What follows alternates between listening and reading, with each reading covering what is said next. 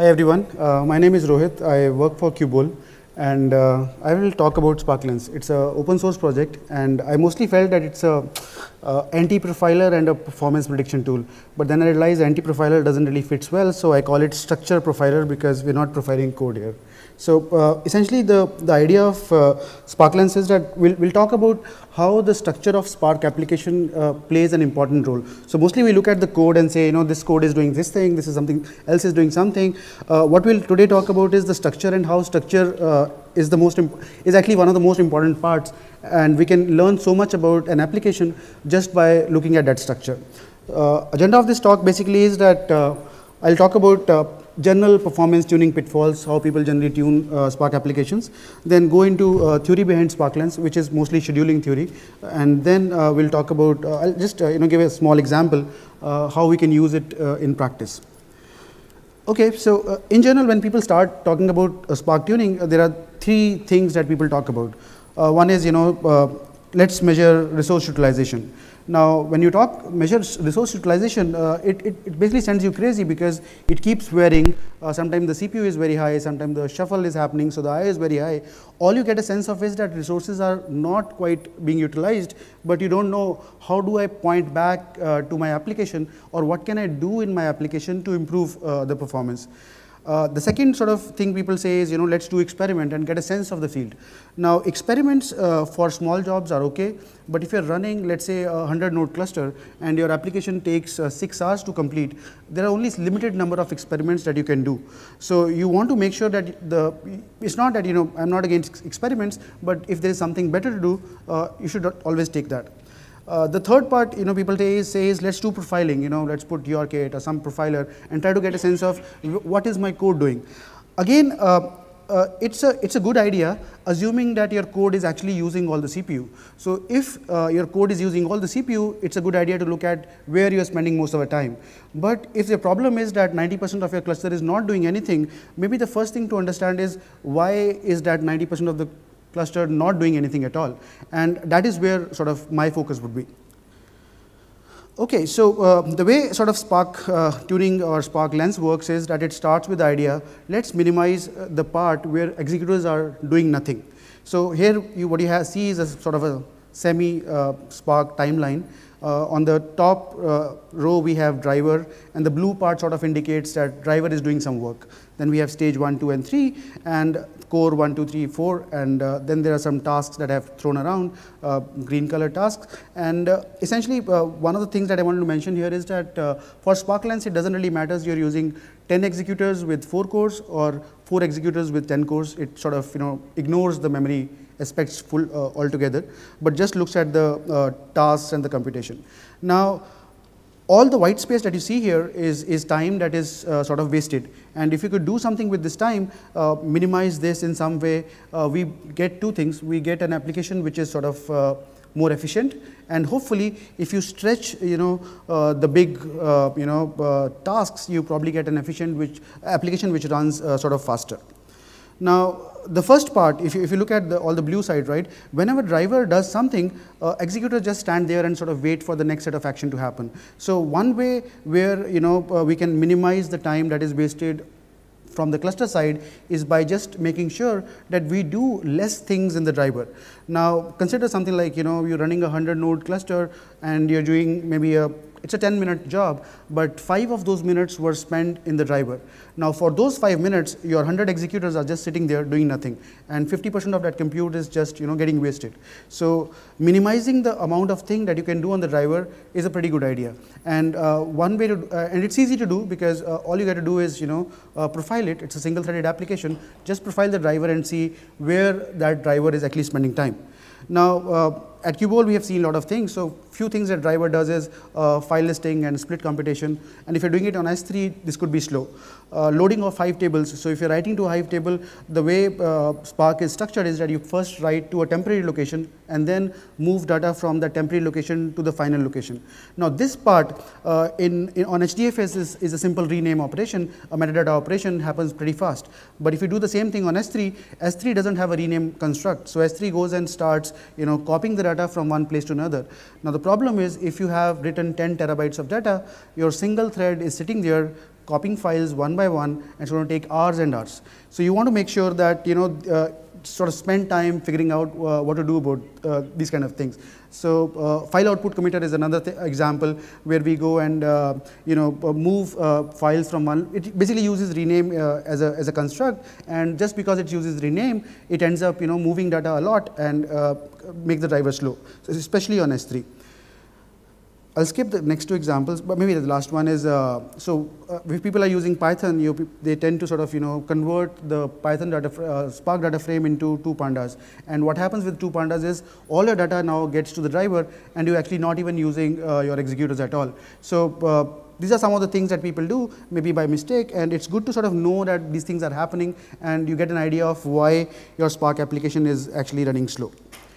All right. The second reason why we see white space on this chart is, there are not enough tasks. So if you look at stage 2, it only gets 3 tasks, and stage 3 has only 2 tasks. So now, if you don't have tasks, if you don't create enough tasks and tasks at least equal to the number of cores, you're wasting time. So one simple way is to just make sure when you're looking at your application, are you creating enough number of tasks, and what to do about it.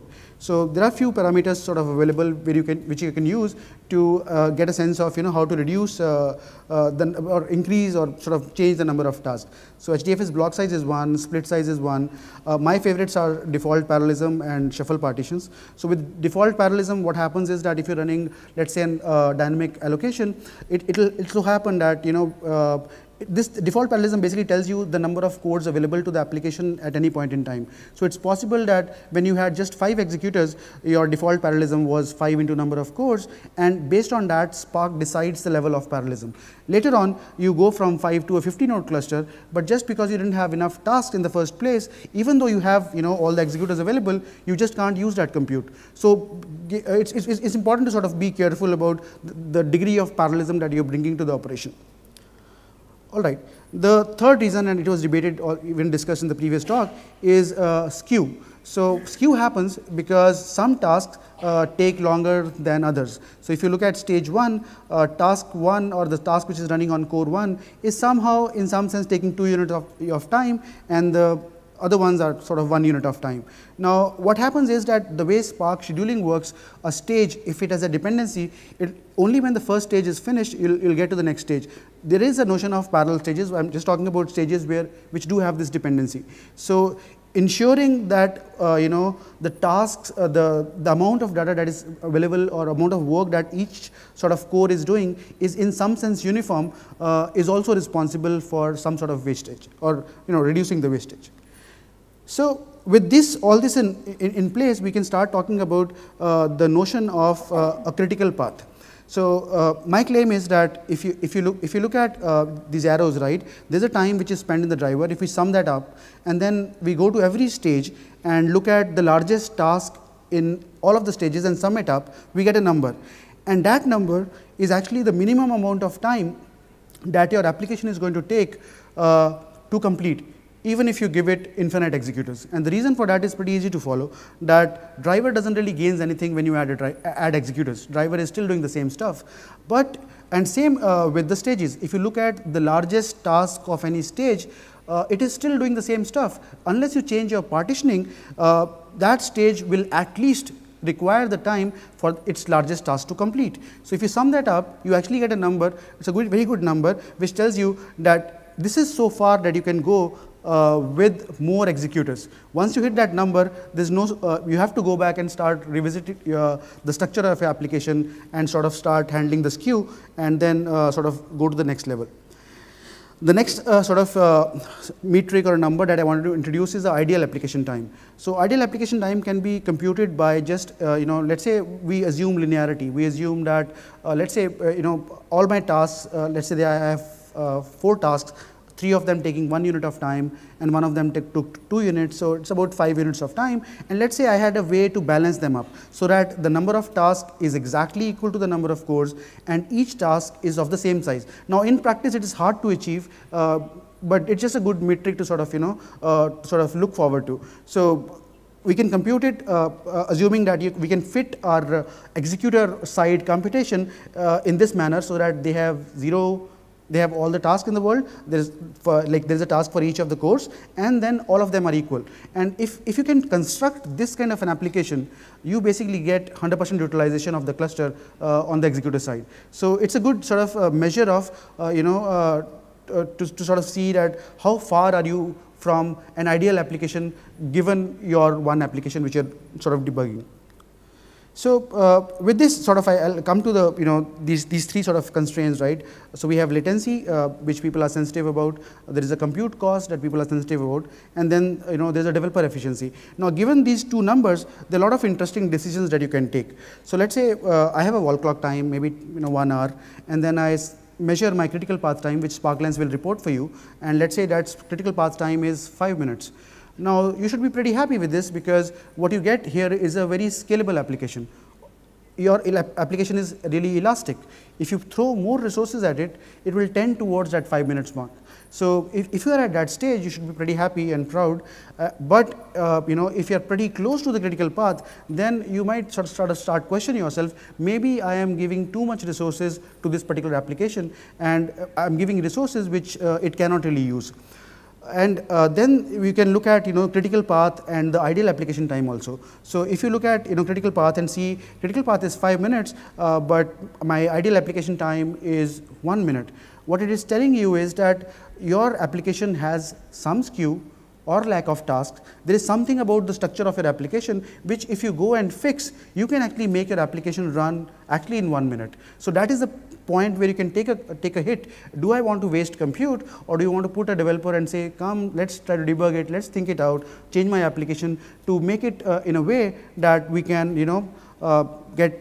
save our compute time or cost or whatever is important for you, or reduce latency.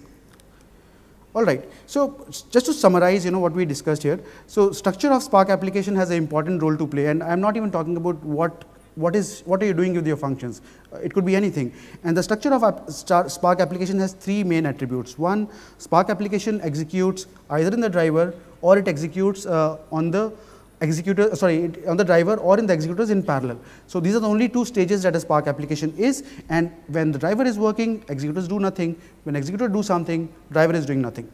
The second sort of structural part is that we have a DAG, and everybody knows that a child stage will not get executed until the parent stage gets executed. And then the third part of this story is that a stage is not complete until all tasks are complete, and that is how Spark sort of makes sense of how things are getting progressed. And these simplifications introduce a structure, introduce a dependencies, and they have impact beyond what you're really computing. All right, so with this, I sort of, I've covered the first part of this presentation, and I'll sort of move to giving you an example how Sparklens can be sort of used in practice. So this happened last year sometime, and we had a customer, and actually a POC kind of thing, and they had this 603 lines of big Scala code, and it was sort of, they wanted, why don't you run it on Qubole? And we started debugging it, and it was started running in like about, sorry, I missed something. Okay. Yeah. So this took about 158 minutes to complete, and expectation was that this should really run in something like 30 minutes. And so we ran Sparklens, and we got these two numbers. So if you look at critical path, it is 127 minutes. And what I get a sense that maybe I can throw some executors in, and I can meet 127, but I cannot really go beyond 127 because that is the critical path limit. And so we have to do something else. And if I look at the ideal application, it tells me that it can be brought down up to 43 minutes. So which again tells me that there is something about the structure of this application. Maybe there's a lack of tasks, maybe there's a skew, and if we go and fix that, it will probably come down to a smaller amount. So, so we just debugged it a bit, and one of the things that we noticed before even we could do anything was this particular application had about 700 stages. So this is too much, and usually I have not seen, unless we are doing streaming applications or other things, this is like a large number. So I was hoping that there is somewhere maybe a for loop. So when we went, looked at this, looked through the code, we found that at some place this customer was basically trying to write to a Hive table, but instead of letting Spark write in a parallel way, distributed way, they were sort of restricting, writing it partition by partition. So nothing, we just changed that piece of code, said let's do the simple thing first and then figure out what to do next. So that's one change that we made, and our time sort of came down from 158 minutes to just 26 minutes. So we were very happy. So our target was 30 minutes, so we had done pretty good. But then we noticed, that the ideal application time is actually 5 minutes. So we are still sort of wasting like 80% of the resources. So what can we do better then? So then we started sort of investigating, what more we can do, because sure, we have hit the limit, we have done whatever was expected, but is this the best that we can do?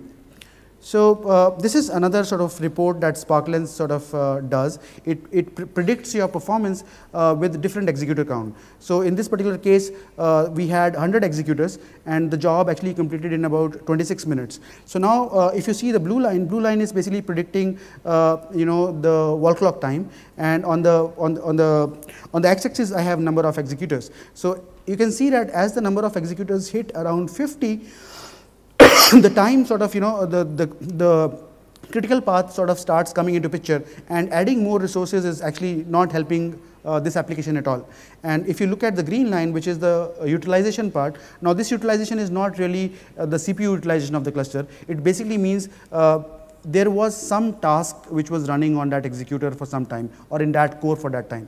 So, and that number has gone down to 1% if I use 500 executors. So the good part is that Sparklens does this simulation for you, so you can take, figure out what is the best executor count for you, and what utilization that you can live with, and these are your trade-offs. So, and of course, if those are not good, you can again go dig deeper, and the way to do that is basically look at other kind of metrics. So one of the other metrics that Sparklens reports is executor utilization. So now what we saw in this particular application was that 91% of the compute time that was available on the executor was actually wasted. So we wanted to investigate this particular problem a little bit more, and so Sparklens also reports some sort of a per stage metrics, and we noticed that this stage 33 was responsible for something like 86% of the time. And if we dig deeper, we noticed that there are only 10 tasks running, whereas we have 800 cores that are available.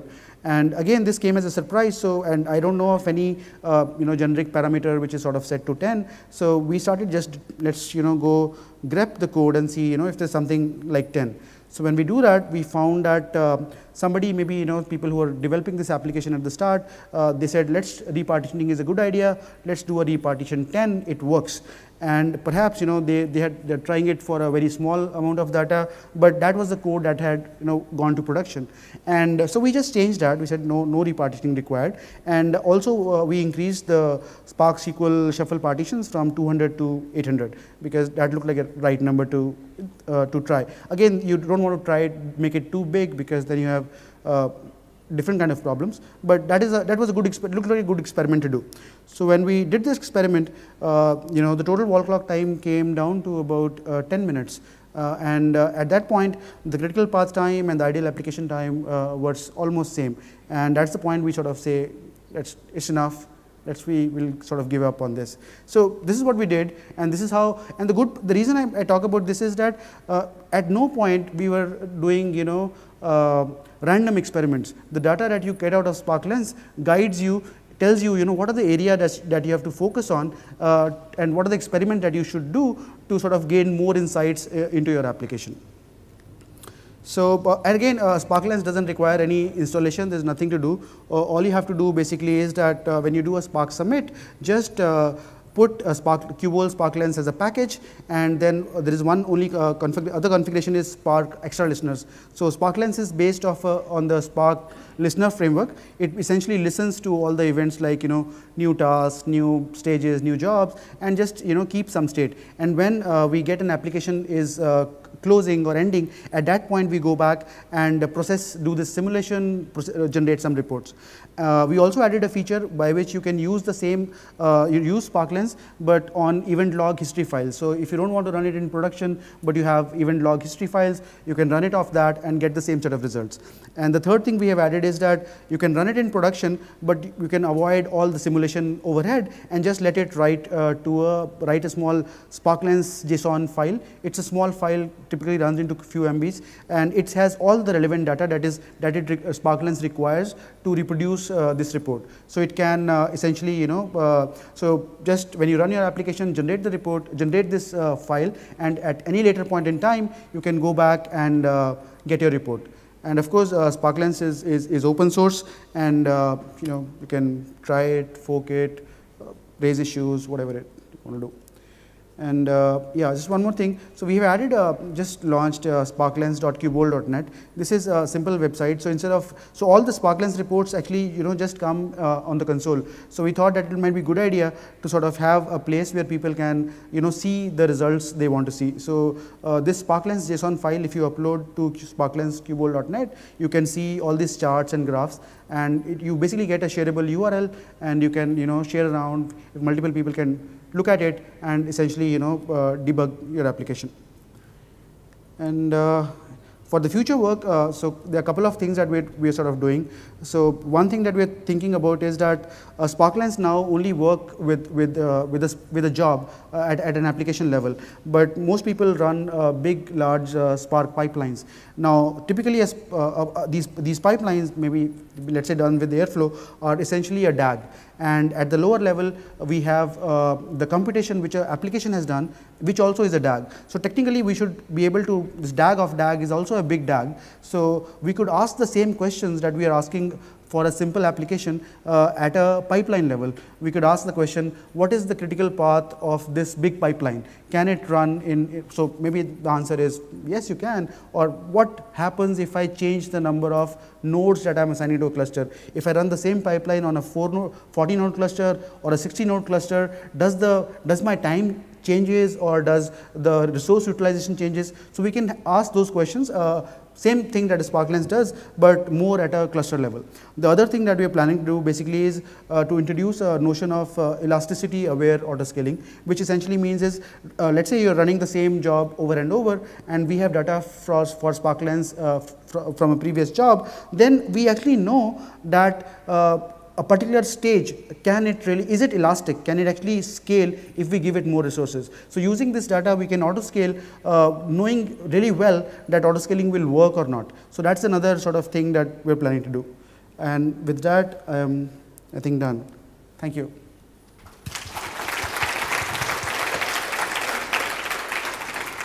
Okay, thanks, Rohit. So we have time for questions.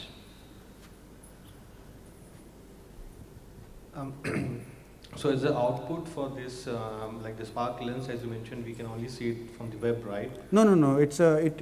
By default, if you run it, you can see it on the console as part output of Spark Summit. So like a graph on the console. Or not a graph. Not a graph. Of course. Not a graph. Something. All this like debating. It's sort of a table. I don't know. Okay. Call it a text table if you want to. Okay. Thank you. Thanks. That's a great tool, by the way. Thank you. Which versions of Spark does it support, and have you tried it on Spark streaming applications? Okay. Spark 2+ it works by default out of the box. Spark 1.6 there's a branch we have made, so we can make it work on 1.6. Spark streaming, it doesn't work because this application never ends. So the on application end even doesn't really happen. So technically, it's possible for you to sort of make small modification and do the same computation at some other point of time. It will not work directly, but it's possible to make it work. Or if you just want to run maybe a couple of batches and just do a Control-C and kill it and see some output, you should still see some output. Cool.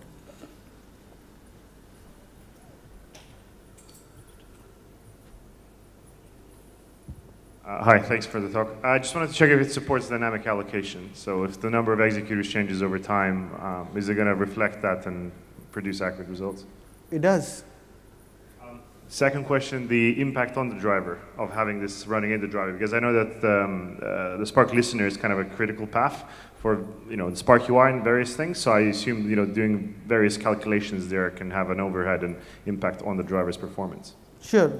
So one is that, so let me just answer the auto-scaling part first. So with auto-scaling, we basically have added some new charts. They're not available on the existing, it's hard to do charts on the text thingy. So, but on the Sparklens.Qubole.net, if you upload a JSON file, you will basically see what is the executors that you are using in each of the Spark jobs internally, and it also tells you what is the minimum number of executors that you would have needed to do the same thing for every job of that full application.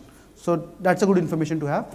And for the second part, there's a mode in which you can run Sparklens to don't do any calculations, but just dump the data into a Sparklens JSON file. So that's one. And second is, if you want, you can just just use the Spark history log files, and Sparklens can work off that and still give you the same report. So you don't have to put it in the critical path. So in the report that Sparklens provide, it doesn't give any like auto tuning, let's say, or it's just a report. So after submitting the trace, so after putting the sync of the listener into Sparklens, so does it take some actions, or it only gives a report? No, this is just a sort of a profiling tool. It gives you a sense of what your application is doing. Will it scale, not scale? Are you using your resources or not? But it doesn't take, so the reason we don't take an action or suggest an action is that maybe latency is your most important concern, in which case you want to put if every second is important, you might be willing to waste resources. But if your cluster efficiency is your most important thing, then the answer is different. So just that we provide the space of options, but we don't pick a choice for a customer. Okay, and for the application ideal time, so how do you compute this? Application is? Ideal time. Ideal time. Yeah. Oh, that's simple. So what we're assuming is, let's say you have 10 tasks, and let's say they take 1 unit of time, and the one of them takes 10 units of time. So total you have 10 plus 9, 19 units of time. So we say, okay, if all tasks were uniform, they'll take average amount of time. So that's 19 divided by 10. So ideal time is 1.9 units for this stage. Do it for every stage, and you get a ideal stage time. Okay, so you have some strong assumptions like the uniform distribution of the... Yes, we are assuming linearity, that the same task when split into smaller jobs will still take the same amount of time. It is not some other function of it. Yes, you're right. Okay, thank you. That's correct. Cool. Any other questions? So in the example you gave, the person had done something where there were way too many shuffles. Right. Or stages. Too many stages. But am I right in saying that the profiler only optimizes sort of within stage as opposed to my code's doing something to... Do you see what I'm saying? Sorry, no. Go ahead. So for each stage, it can then say, okay, I've got X number of executors, some executors aren't being used, and then you can do the ideal time and that sort of thing. Right. But if I've written my code in a way where I've forced Spark to do way more shuffles than I should have done or something, then those are going to be broken into different stages, so it's going to be difficult to optimize across. Right. I guess I understand what you're saying. So no, we don't know. This is a very simple tool, very basic tool. To answer that question, we should be able to do things like understand what's happening, being able to sort of say this shuffle could have been avoided. I think those are pretty hard questions to answer at this level. So no, we don't do that. Okay, and that's time. So please join me in thanking Rohit one last time. Thank you.